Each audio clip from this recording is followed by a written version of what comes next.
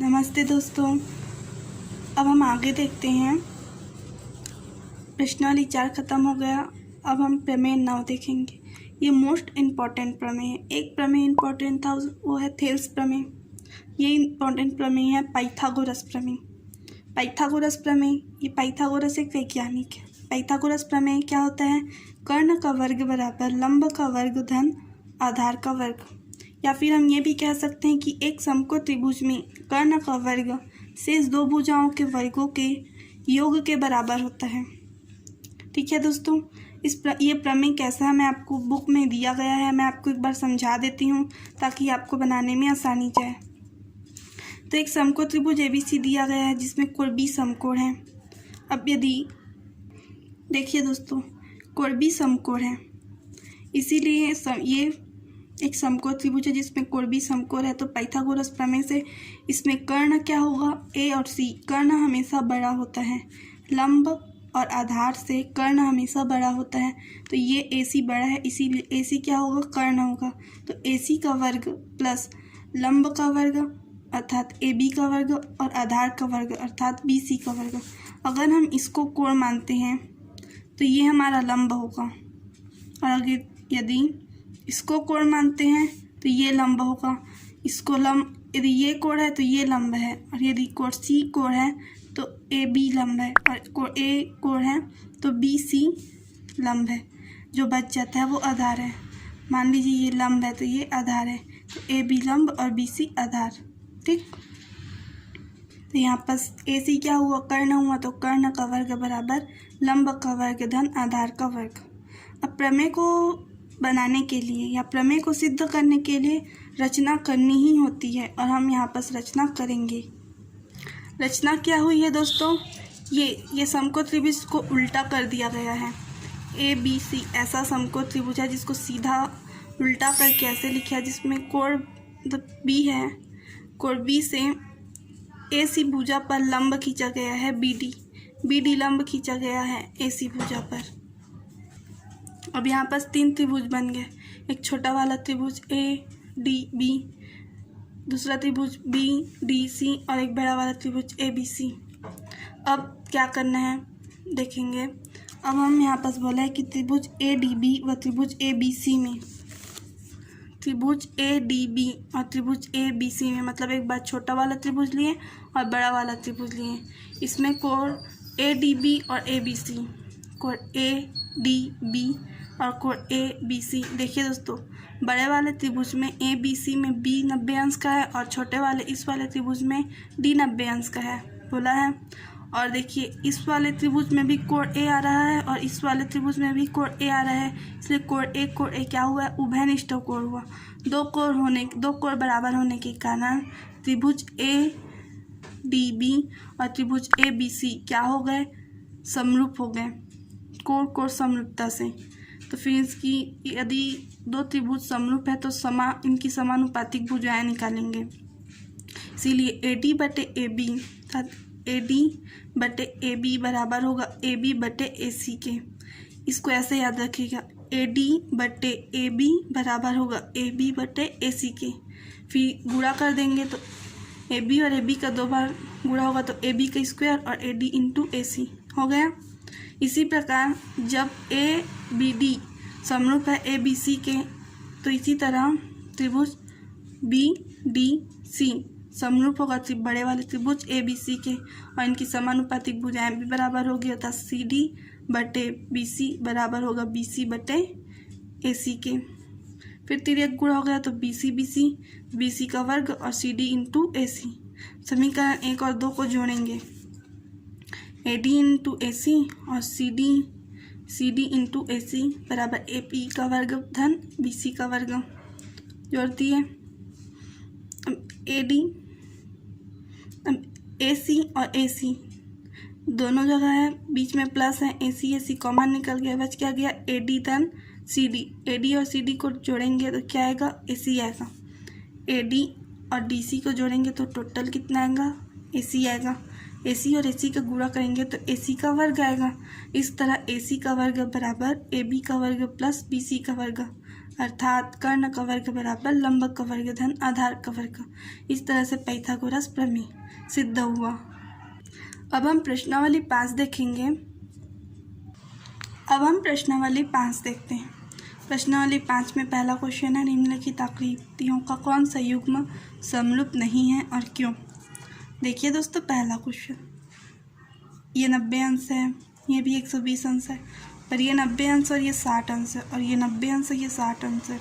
चूँकि यहाँ 90 अंश होना चाहिए था और यहाँ 60 अंश होना चाहिए था, इसीलिए ये समरूप नहीं है।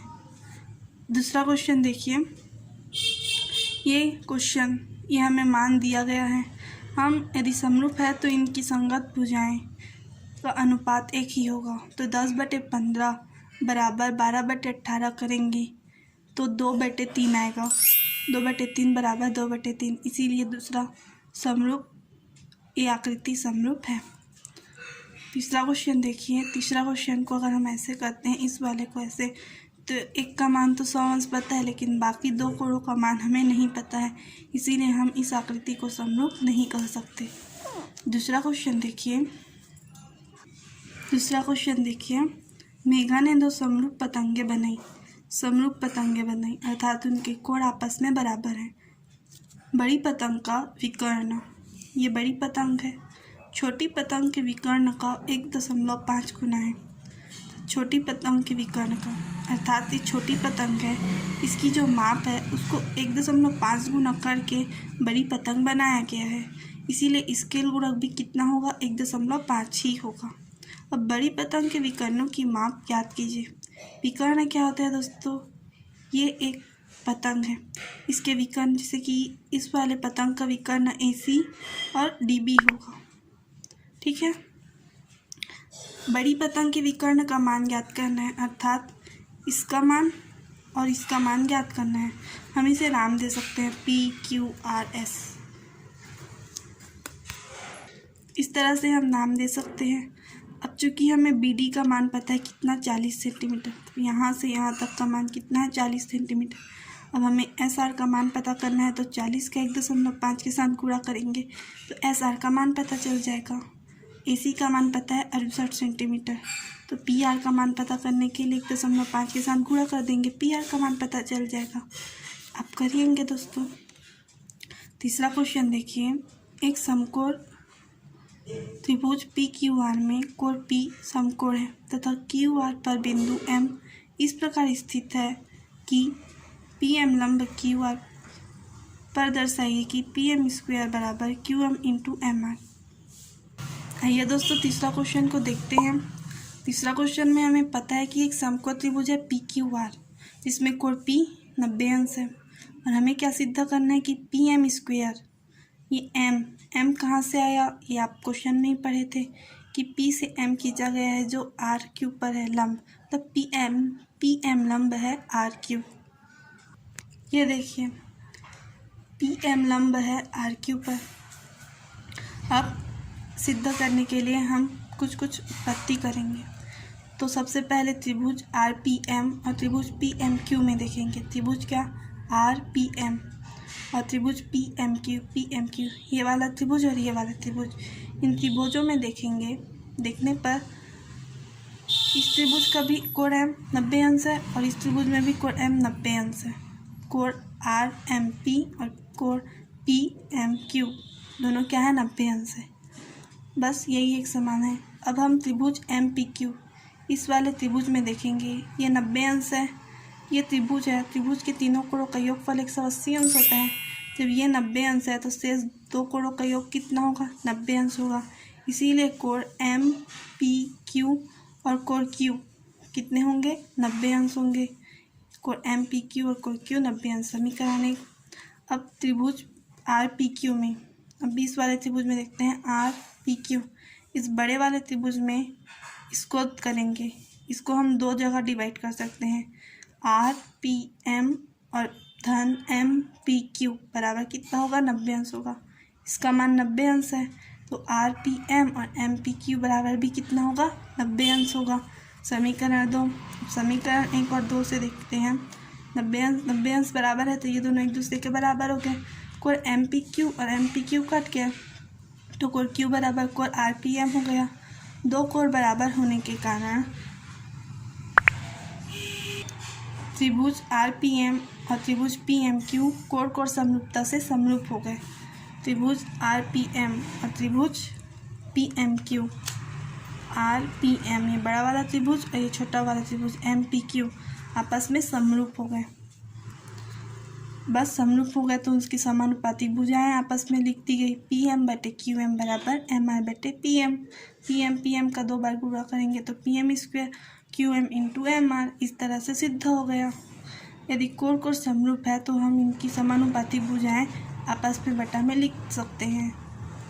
फिर गुणा करने पर हमें जो लाना था वो सिद्ध हो गया। चौथा क्वेश्चन देखिए दोस्तों, एक समबाहु त्रिभुज ABC की भुजा 2A है, उसके प्रत्येक शीर्ष लंब की लंबाई ज्ञात कीजिए। देखिए दोस्तों, समद्विबाहु त्रिभुज अर्थात जिसकी दो भुजा आपस में बराबर हो, ये समद्विबाहु त्रिभुज है। इसमें बोला है कि समद्विबाहु त्रिभुज की भुजा 2A है, मतलब इसकी तीनों भुजा 2A है। तो AB बराबर BC बराबर AC बराबर 2A। AB BC AC या 2A है। अब चूंकि हमें शीर्ष लंब की लंबाई ज्ञात करनी है, इसीलिए A से BC पर एक लंब खींचे, AP लंब BC। चूँकि A से BC भुजा BC पर लंब खींचे तो भुजा BC को समद्विभाजित करता है, इसीलिए BP बराबर CP बराबर क्या होगा, BC/2 करेंगे तो BP आएगा या फिर CP आएगा। BP बराबर CP होगा, दोनों समद्विभाजित अर्थात BC 2 समान भागों में डिवाइड हुआ है, इसीलिए BC/2। अब BC का मान तो 2A है, तो A और A कट गया,